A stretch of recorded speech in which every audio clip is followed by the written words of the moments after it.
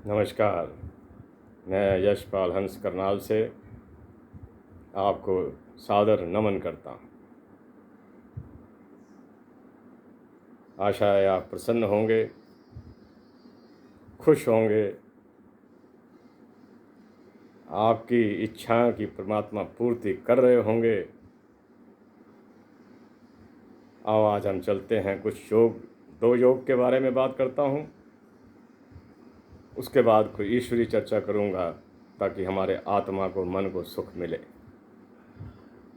मेरे प्यारे बंधुओं,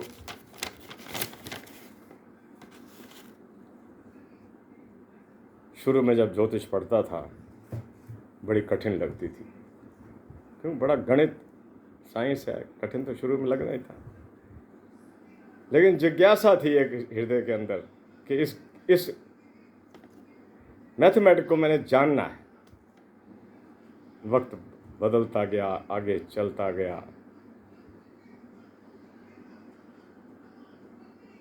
न जाने ईश्वर की क्या इच्छा थी। खैर, ईश्वर तेरी इच्छा पूर्ण हो। इच्छाएं तो ईश्वर की पूरी हुआ करती हैं। जो वो चाहता है वैसा हमसे करवाता है। जो प्रभु आप करवा रहे हैं हमें स्वीकार है। जिस स्थिति में रखे हुए हो स्वीकार है। स्थिति खुशहाल कर दोगे, धन्यवाद है। आर्थिक स्थितियां ठीक कर दोगे, धन्यवाद है। समाज में प्रतिष्ठा और प्रतिभा दोगे, धन्यवाद है।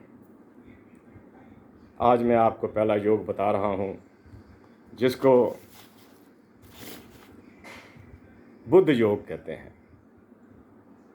बुद्ध योग, नाम ही बुद्ध योग है उसका। हालांकि बुद्ध से कोई लंबा चौड़ा संबंध नहीं है, बुद्ध ग्रह से नहीं है, शायद बुद्धि से है। कि लगन के अंदर, अब सुनना मेरी बात को बड़े ध्यान से, लिख लिया करो। जो इच्छुक हैं वो लिख लिया करें। लगन कुंडली खोली आपने, देखी, लगन के अंदर अगर बृहस्पति बैठा हुआ है, ऐसा होता है, कोई ऐसी बात नहीं है। अक्सर कुंडलियों में बृहस्पति के लगन में बैठे देखे हमने, देख रहे हैं आज तक। और चतुर्थ भाव में लगन कोई भी हो, लगन में महाराज गुरु विराजमान है, चतुर्थ में महाराज चंद्रमा आकर बैठ गए, कोई लगन। चतुर्थ में चंद्रमा और चंद्रमा से दूसरे घर में राहु बैठे हैं। कैलकुलेट कीजिए, आप हिसाब लगाइए, लिखिए। और राहु से तीसरे, लगन में गुरु, उससे चतुर्थ चंद्रमा, उससे दूसरे घर के अंदर राहु, और राहु से तीसरे सूर्य और मंगल बैठ जाएं, बुद्ध योग इज फॉर्म। ऐसा व्यक्ति ज्ञानवान होगा, उसको अपनी हर बात याद रहेगी। क्रोधी हो सकता है लेकिन विद्वान होगा। ये बुद्ध योग है। रिपीट कर देता हूं एक बार। लगन में महाराज बृहस्पति विराजमान है, चतुर्थ में चंद्रमा आ गया। देखो यहां गज केसरी योग तो यहां भी फॉर्म हो रहा है। जब भी गुरु चंद्रमा इकट्ठा होते हैं मित्र लगन के अंदर, तो गज केसरी या चतुर्थ में आ जाए, चतुर्थ हो जाए, तो गज केसरी योग इस फॉर्म। अब गज केसरी योग तो उसमें पहले ही बन गया। बाकी इसने चंद्रमा से दूसरे राहु की बात करी है, और राहु से फिर तीसरे सूर्य और मंगल की बात कर रहे हैं। ये मैंने योग डॉक्टर बी रमन की पुस्तक से लिया है। इनकी पहले इंग्लिश में किताबें आया करती थी, अब किसी विद्वान ने उनका सारी पुस्तकों का हिंदी रूपांतरण कर दिया है। ये मैं आपको पृष्ठ भी बता दूंगा इसका, अगर आप पुस्तक लें कहीं मार्केट से तो उसका पृष्ठ भी मैं आपको बता दूंगा।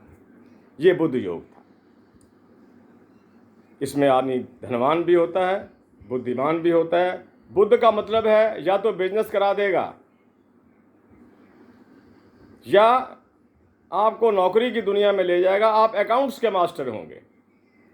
अकाउंटेंट कहाँ कहाँ पहुँच जाते हैं। हर स्टेट में एक पोस्ट होती है अकाउंटेंट जनरल की, बहुत बड़ी पोस्ट है। हो सकता है वहां तक पहुंचा दे। हम शुरुआत तो करें। अगला योग, ये एक बहुत इंपॉर्टेंट योग है। मेरे ज्योतिष को समझने वाले दोस्त इस योग को ज़रूर सुनें और समझें। इसका नाम है भास्कर योग। भास्कर सूर्य को कहते हैं, भास्कर योग। इसमें बड़ी सिंपल सी बात कि आपकी कुंडली के अंदर सूर्य से अगले घर के अंदर बुध बैठे होने चाहिए।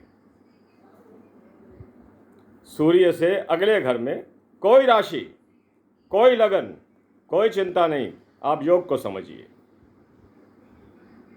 ये तो हम बाद में कैलकुलेट करते हैं ना कि ये मित्र क्षेत्र में गया, शत्रु क्षेत्र में गया, कोई नीच तो नहीं हुआ, कोई वक्री तो नहीं हुआ, कोई अस्त तो नहीं हुआ। क्या अब योग पूर्णतया बनता है या कहीं पर इसमें कोई त्रुटि आती है, ये बाद की बात है। जो ग्रंथों में योग की महिमा और योग का गणित विवरण दिया हुआ है वो मैं आपको बता रहा हूं कि सूर्य से दूसरे, अब देखो कितनी गजब की बात है, आप समझेंगे। बुध से दूसरा, दूसरे घर का मतलब क्या है? बुध बुद्धि का मालिक, सूर्य शक्ति का मालिक, के ज्ञान को, बुध को ताकत दे रहा है पीछे से सूर्य। समझ लेना, आनंद आ जाएगा, समझ जाओगे, कोई मुश्किल नहीं है। जो ग्रह जहां बैठेगा उससे पीछे जो उसको धक्का लगा रहा है ग्रह, उसकी आदतें उसके अंदर आएंगी ना। बुध जहां बैठे हैं उससे पीछे सूर्य बैठा है, प्रमोट कर रहा है, ज्ञान को प्रमोट कर रहा है। और उससे ठीक 11वें, बुध से 11वें चंद्रमा अर्थात मन आ जाए। मन 12वें ना हो जाए कहीं, मन 11वें में रहे, यानी कि मन भी संयुक्त हो जाए उसके साथ। भास्कर योग तब बनता है, भास्कर योग तब बनता है जो आप महान मैथमेटिशियंस को देखते हो, उनके भास्कर योग मिलेगा आपको। देखिए, अब एक आखिरी बात उसने कही और योग को पूरा कर दिया कि सूर्य से दूसरे बुध, बुध से 11वें चंद्रमा, सूर्य से अगले घर में बुध, बुध से 11वें घर में चंद्रमा, और चंद्रमा से पंचम या नवम महाराज बृहस्पति विराजमान हो तो भास्कर योग बनता है।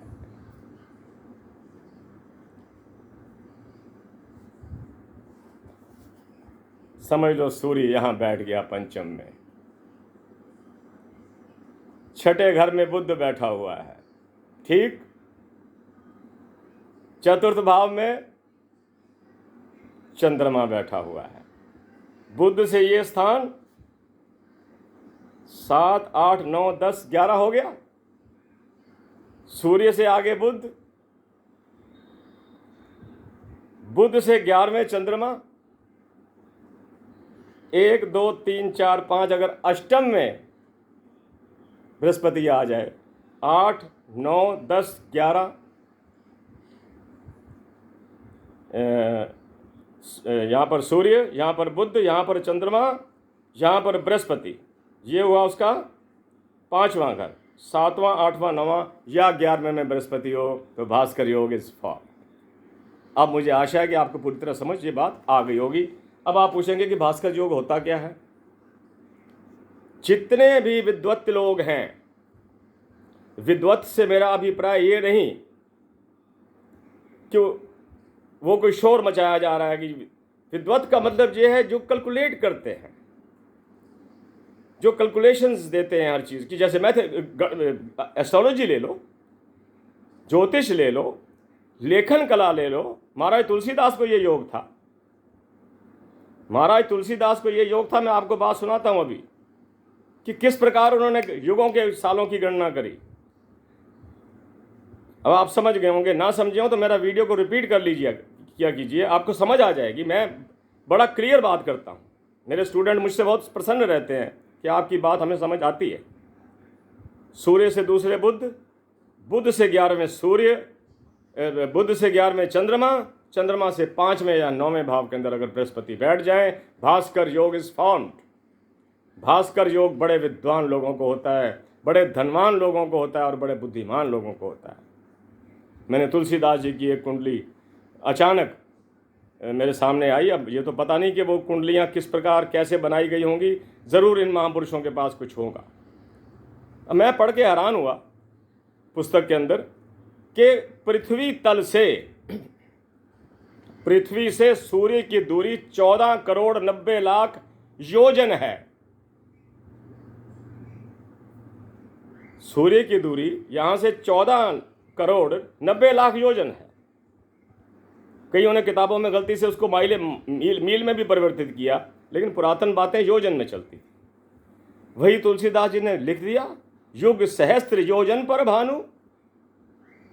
आप 1000 युगों को कैलकुलेट कर लो, एक युग कितने साल का होता है, 4 युग होते हैं, कैलकुलेट करके उसको 1000 पे ज़रब दो, यही निकलेगा।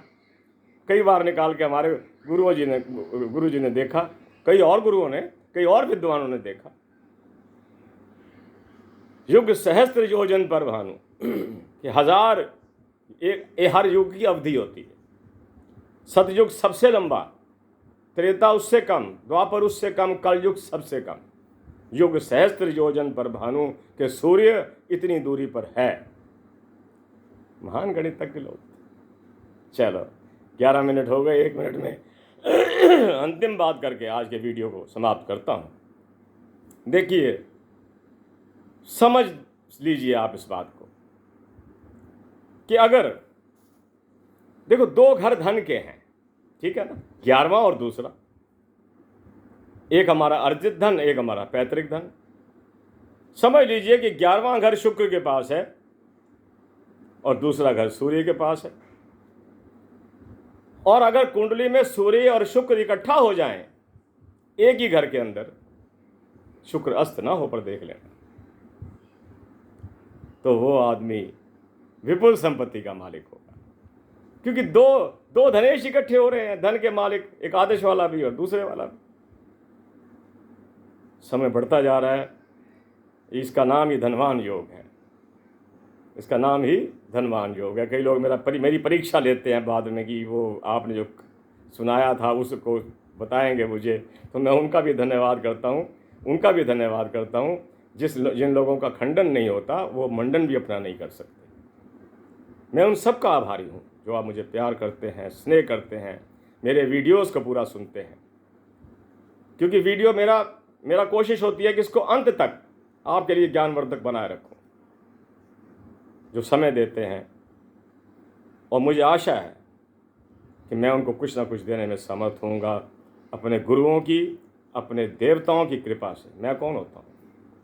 इसी के साथ मैं आज की वार्ता को समाप्त करने के लिए बाध्य हूँ, क्योंकि 13 मिनट हो गए और फिर वही बात करता हूँ, बात दोहराता हूँ कि आपकी संतानें आपकी आज्ञा में रहें, आपका घर ही स्वर्ग हो, आपके घर में किसी प्रकार की कोई अल्पता या कमी ना आने पाए। इसी के साथ मैं यशपाल हंस करनाल से आपसे ये निवेदन करता हुआ कि सब्सक्राइब करते रहें, लाइक के बटन दबाते रहें, और हो सके तो मेरे वीडियोस दूसरों तक भी भेजने की कोशिश कीजिए। इसी के साथ जय जगत, जय भारत, नमस्कार।